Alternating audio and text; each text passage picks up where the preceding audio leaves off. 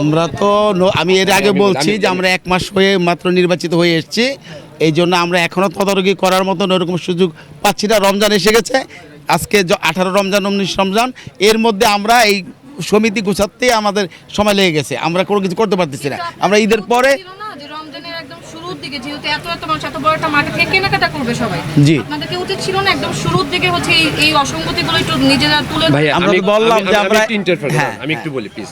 আমাদের আসলে বেসিক্যালি উনি যেটা বুঝাতে আমরা 15 দিন আগে দায়িত্বটা পাইছি।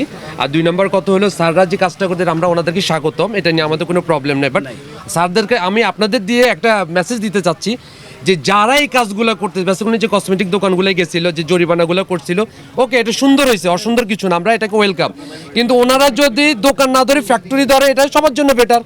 ওনারা চকবাজার এত বড় বড় ব্যবসায়ী, ওনাদের চোখের বাইরে না, কিন্তু চকবাজার এখান থেকে বেশি দূরেও না। ওনারা যদি এই ব্যবসায়ীগুলো এইভাবে না ধরে মেইন ফ্যাক্টরিটা যদি সিলগালা করা যায়, তাহলে এই ব্যবসায়ীগুলো হয়রানি হচ্ছে না। না না, ডেফিনেটলি আসবেন স্যার, আসবেন না আমি ওয়েলকাম জানাচ্ছি, প্লিজ আমি ওয়েলকাম। যেহেতু বলছেন যে অনেক বড় বড় ব্যবসায়ী এগুলো করছে, ওনাদের থেকে আপনারা এনে বিজনেস করছেন এবং আপনাদেরকে এখানে জরিমানা মানে আমার মার্কেটে না। সরি স্যার, যে অসঙ্গতির পিছনে আপনাদের দায় এটাতে শুধু আছে যে ভেজাল, যে ডেট এক্সপায়ার, এই যে মাস্টার কপি। ওয়ালটন আরো মিলিয়নিয়ার অফারে ওয়ালটন ফ্রিজ কিনে আপনিও হয়ে যেতে পারেন মিলিয়নিয়ার।